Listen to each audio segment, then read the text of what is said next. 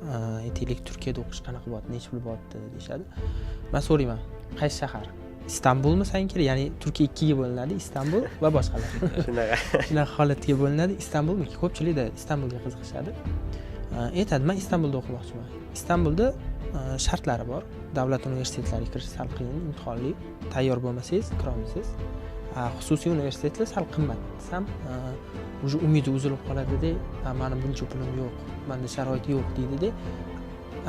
Unda arzonroq variant bor, davlat universitetlari desam, yo'q, men Istanbulda o'qishni xohlayman deyshadi. Ko'pchiligi shunaqa maslahat qilamiz, davlat universitetiga hech bo'lmasa agar imkoniyat yo'q bo'lsa, davlat universitetida zo'r o'qing, balki Istanbulda biznes boshlarsiz.